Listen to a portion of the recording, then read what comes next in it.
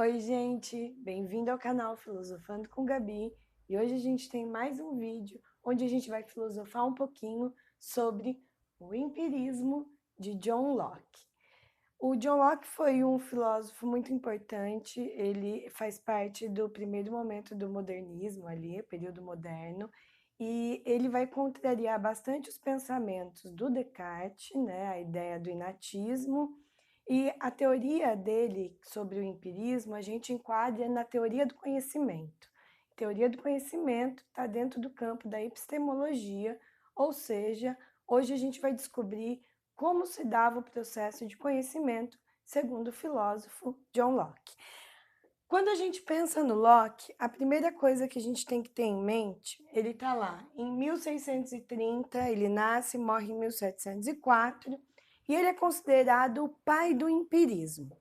Por quê? Apesar do Aristóteles já ter iniciado a ideia do empirismo, falando que o conhecimento do mundo vem por meio dos nossos sentidos, vem por meio da sensação, o Locke ele vai colocar isso de uma forma mais clara para a gente e vai se aprofundar bem mais nessa teoria. Como eu já havia dito, ele contraria o pensamento de Descartes com relação às ideias que são inatas. O Descartes acreditava que na nossa mente existe uma forma de conhecimento que nasceu com a gente. A nossa estrutura de conhecer o mundo pertence a nós. E isso está dentro da nossa racionalidade. O Locke, não. O Locke, ele vai falar, a verdade é que a nossa mente nada mais é do que uma tábula rasa. O que significa isso? Para ele, a mente seria um papel em branco que seria preenchido pelo tempo de acordo com as nossas experiências e com as nossas vivências.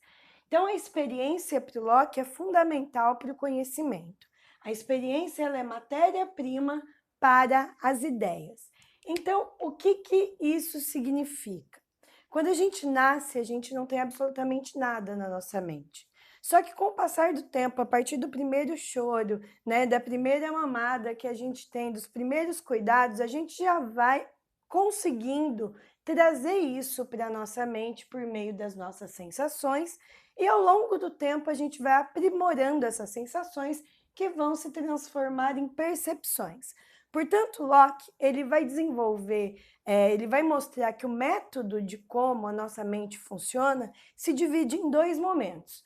No primeiro momento, causado pelas sensações, tato, olfato, visão, paladar e audição, e num segundo momento vem a percepção. Para a gente entender como isso funciona, eu vou explicar o que as sensações proporcionam para nós. Sempre que a gente pensar nas sensações do Locke, a gente tem que ter claro que elas nos trazem ideias simples, ou seja, ideias complexas serão posteriores, que é onde vai usar a racionalidade de uma forma mais aprimorada. Mas as ideias simples, elas vêm das sensações. O que são elas? Elas vêm a partir das qualidades exteriores e das qualidades primárias. O que significam essas qualidades?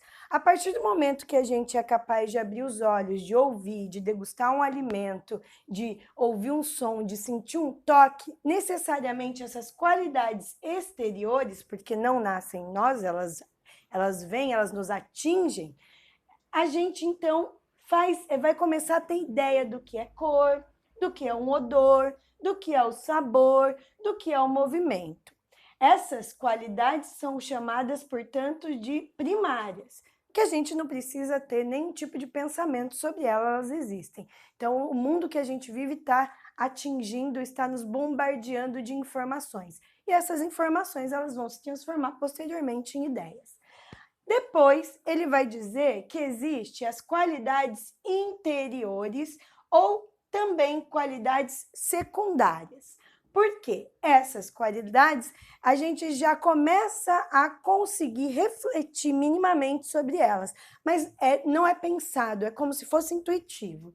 Então, as qualidades exteriores que nos atingem, elas sempre são passivas, ou seja, elas não dependem de nós. Elas são invariáveis. O mundo está pronto, as coisas estão prontas. E aí a gente bate no olho naquilo que já existe e não muda, dependendo do que a gente tiver. Vou dar um exemplo já já. e elas são objetivas. Então, a partir do momento que você olha, a coisa em si fala por si. E aí, depois disso que a gente bateu o olho e percebeu alguma coisa, a gente vem com essas qualidades interiores, que é quando a gente vai sentir prazer naquele cheiro que veio no ar, que a gente vai sentir dor com algum apertão ou beliscão que alguém fez e disse que era só um carinho, a gente vai perceber uma força maior ou menor diante de algum obstáculo, então essas qualidades serão secundárias. E segundo o Locke, elas são variáveis e subjetivas. Por quê? Porque cada um de nós dá a essas qualidades uma proporção, um valor, uma credibilidade. Então, um exemplo para a gente entender aqui essa parte da sensação do Locke. A gente chega na casa de alguém, tem lá uma bela piscina. Uma piscina com águas cristalinas, o seu fundo azulejado, azul, sei lá qual é o material da piscina, aquela água que está bem tratada, tem até um cheirinho de cloro no ar. Se eu chego com um amigo, com uma amiga, a percepção pode ser diferente, porque ela é complexa. Mas quando a gente pensar na sensação, a qualidade exterior, a água está limpa, o cheirinho de cloro está no ar, o formato da piscina é retangular, é quadrado, é oval, tudo isso não é variável, está ali tanto para mim quanto para essa amiga que está vendo o mesmo objeto naquele momento. Aí, sem a gente perceber, a gente já está aqui organizando essas qualidades interiores e observando que piscina linda, né? Nossa, que água mais transparente, ela deve estar limpinha, eu queria entrar nessa água. Aí eu sou uma pessoa muito friorenta, coloco a mão na água e falo, não dá para entrar não, tá muito gelada. Vamos colocar aí que a temperatura da água naquele momento era de 18 graus. Tá muito gelada, eu não tenho condições. Alguém que está ali comigo, a amiga, põe a mão e fala, imagina, tá uma delícia. A temperatura da água não mudou, é a mesma. Mas para mim, essa água não causa prazer. A minha interpretação sobre a água estar quente ou fria, estar boa para eu entrar ou não vai depender dessa variação em Celsius. Vai depender de como o meu tato, a minha sensibilidade vai perceber aquele momento. Então eu vou começar a o quê? A criar ou a ter matéria-prima para começar a formar ideias na minha mente. E isso só aconteceu porque eu fui naquela casa, porque eu coloquei a mão naquela água, porque a minha amiga estava comigo e eu pude comparar, porque aqui também está a ideia da comparação, eu pude comparar que para ela a mesma temperatura não é percebida para mim da mesma forma. Então, isso é o primeiro momento. Se a gente parar para pensar, tudo isso acontece muito rápido, né? Você chega aqui, língua, a piscina é quadrada, a água tá azul, coloquei a mão, tá muito quente, tá muito gelado. Isso parece tudo que acontece na mesma hora, mas o Locke ele vai mostrando para a gente como isso se divide dentro do processo de aprendizagem que a gente desenvolve. E aí, depois que a gente já está alimentado de ideias simples, a gente vai começar a criar as ideias complexas, que é o que ele vai chamar de percepção. São as ideias que são mais elaboradas. O que significa ideias complexas para o Locke? Reunião de ideias simples. Então, a matéria-prima aqui, né? Ops, desculpa, ficou bonita. A matéria-prima aqui, então, do conhecimento vai ter dado por esse primeiro momento. Ou também ele chama de síntese das sensações simultâneas, que é o que eu falei aqui, não é separado, acontece tudo junto na mesma hora. Essas sensações simultâneas causam em mim alguma estranheza ou algum prazer ou algum sentimento positivo ou negativo. É nessa hora que eu vou começar a elaborar as ideias. E aí, nesse momento, a gente é completamente ativo. Agora não é mais passivo. Agora o conhecimento já está dependendo de mim, a minha racionalidade está começando a se desenvolver.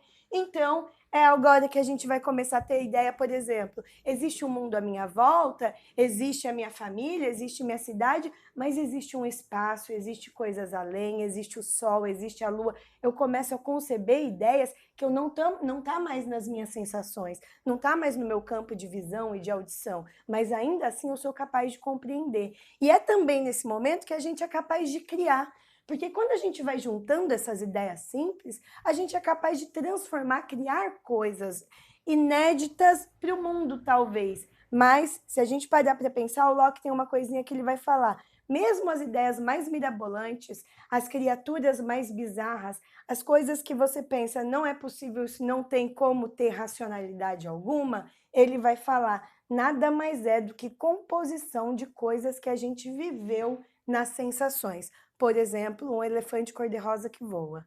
Por exemplo, uma fada, que é uma mulher pequena com asas de borboleta. Você já conheceu uma mulher, você já pode imaginar ela pequena, você já viu borboletas, a gente pode compor agora a realidade. Então, a gente consegue construir coisas que vão além. Por isso, a gente vai chamar de ideias complexas.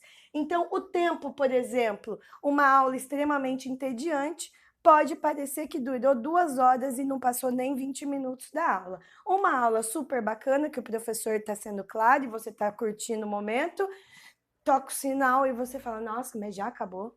Então, isso tudo é extremamente complexo, mas isso é alimentado por essas ideias simples. E é nesse momento também que vai vir a ideia de espiritualidade, Deus, né? Algo abstrato, mas que o Locke, ele estava ali num tempo, ele acreditava em Deus, ele ainda defende a ideia de Deus, então ele fala, né, Deus é o criador de tudo e a gente deve algumas coisas a ele, então ele acredita que, inclusive, essa nossa capacidade de perceber a relação de causa e efeito que vai acontecendo aqui, vai fazendo a gente começar, além de induzir, deduzir.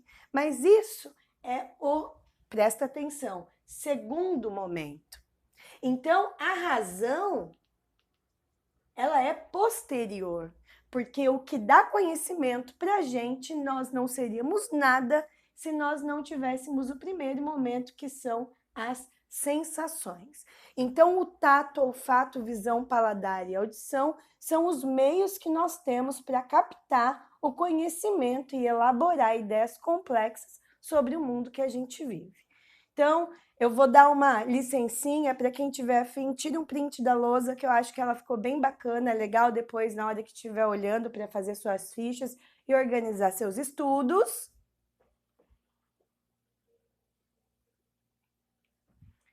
Eu espero que você tenha gostado e acompanhe nosso canal. Se gostou, deixa um like. Se for importante, compartilha e se inscreve no canal para a gente ter cada vez mais gente democratizando a educação aí, tá bom? Tchauzinho, gente. Até a próxima.